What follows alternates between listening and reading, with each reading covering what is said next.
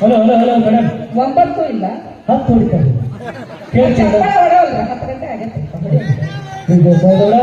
ಅಲ್ಲ ನಾನು ಕೇಳಿದ್ದು ಎಂತ ಮಾರಯ್ಯ ಹನುಮಂತನ ಹನುಮಂತನ ನಾನು ಕೇಳಿದ್ದು ಎಂತ, ನೀನು ಕಳಿಸಿದ್ದು ಎಂತ?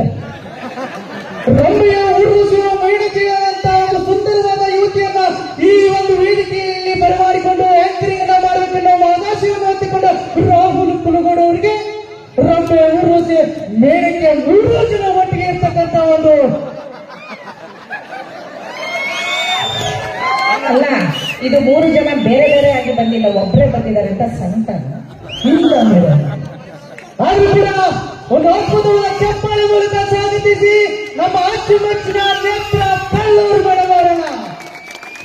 ಅದ್ಭುತ ಗಾಯಕರು, ಸಾಹಿತಿಗಾರರು, ಸಾಕಷ್ಟು ಕಿರುಚಿತ್ರಗಳಲ್ಲಿ ನಟನೆಯನ್ನ ಮಾಡಿ ಈಗ ತಾನೇ ಬಿಡುಗಡೆಯಾಗಿರ್ತಕ್ಕಂಥ ರೈತರ ಮಕ್ಕಳಿಗೆ ಹೆಣ್ಣು ಕೊಡಬೇಕು ಎಂಬ ಚಲನಚಿತ್ರದಲ್ಲಿ ನಾಯಕಿ ನಟಿಯಾಗಿ ಇವರು ಅಭಿನಯಿಸಿದ್ದಾರೆ.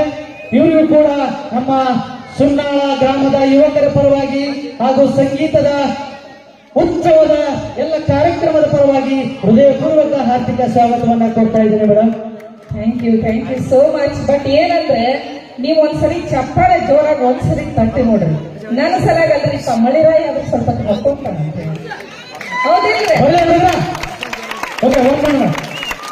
ನಮ್ಮ ಯಾಕಡೆ ಹುಡುಗರು ಕೂತಾರಂತ ಕಾಣೋದು.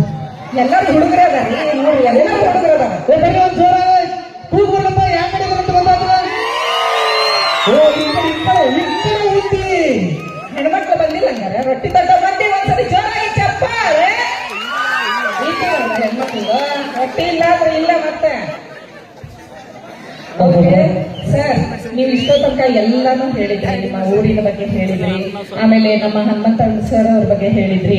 ಆಮೇಲೆ ಇನ್ನೊಂದೇನಪ್ಪಾ ಅಂದ್ರೆ ನಮ್ಮ ರಾಮದುರ್ಗ ಒಂದು ಏನು ತಾಲೂಕಿದೆ, ಈ ಒಂದು ತಾಲೂಕಿನ ಪ್ರತಿಯೊಬ್ಬರು ಇವತ್ತು ಇಷ್ಟು ಕಲೆನ ಅರಿದು ಕುಡಿದು ಬಿಟ್ಟಿದ್ದಾರೆ ಅಂದ್ರೆ ನನ್ನನ್ನ ಕಾರ್ಯಕ್ರಮಕ್ಕೆ ಬರಲೇಬೇಕು ಅಂತ ಹೇಳಿ ಒತ್ತಾಯ ಪೂರ್ವಕವಾಗಿ ನಾನು ಯಾಕೆ ಬಂದಿಲ್ಲಪ್ಪ ಅಂದ್ರೆ ಸುನ್ನಾಳಿಗೆ ಇಲ್ಲಿ ಜನ ಕಲಾವಿದರನ್ನ ಬಹಳ ಪ್ರೀತಿಸ್ತಾರಂತೆ, ಕಲಾವಿದರನ್ನ ಬಹಳ ಬೆಳೆಸಿದಾರಂತೆ. ಹಾಗೆ ಇವತ್ತು ಒಂದು ಸಿಂಗಿಂಗ್ ಅವಾರ್ಡ್ ಏನ್ ಅವಾರ್ಡ್ ಕೊಡಾಗುತ್ತಾರ್ರಿ, ಎಂತೆಂತ ಸಿಂಗರ್ ಬಂದಾರಂದ್ರೆ ಒಬ್ಬೊಬ್ರು ಹಾಡು ಕೇಳಿ ನನಗೆ ತಲೆ ಜೀವ ಬಂದ್ಬಿಟ್ಟೈತಿ.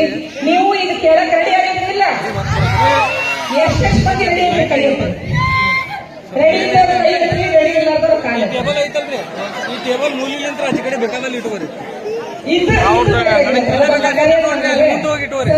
ಎಷ್ಟೊತ್ತಿಗೆ ಅನ್ನ ಸರ್ ಊಟ ಮಾಡಿದ್ರ? ಶಾಲೆಗಿತ್ತು, ಸೂಪರ್ ಆಗಿತ್ತಲ್ಲ. ನಿಜವಾಗ್ಲು ನಾನು ಅನ್ನದಲ್ಲಿ ಸಾರಲ್ಲಿದೆ ಅಂತ ಹುಡುಕ್ದೆ, ಅವಾಗ ನನ್ಗೆ ಗೊತ್ತಾಯ್ತು ಮಲಪ್ರಭಾ ನದಿ ಪಕ್ಕದಲ್ಲೇ ಇದೆ ಅಂತ. ಅಲ್ಲಿಂದ ಡೈರೆಕ್ಟ್ ಆಗಿ ಅನ್ನದಲ್ಲಿ ಬಂದ್ಬಿಟ್ರೆ ತುಂಬಾ ರುಚಿಯಾಗಿತ್ತು. ಯಾಕೆಂದ್ರೆ ನೀವು ಪ್ರೀತಿಯಿಂದ ಇಷ್ಟೊಂದು ಜನರಿಗೆ ಊಟದ ವ್ಯವಸ್ಥೆ ಮಾಡಿದ್ರೆ ಅದಕ್ಕೆ ನಾನು ತುಂಬಾ ಹೃತ್ಪೂರ್ವಕ ರೀತಿಯಲ್ಲಿ ಹೇಳ್ತಾ ಇದ್ದೀನಿ. ಧನ್ಯವಾದಗಳು.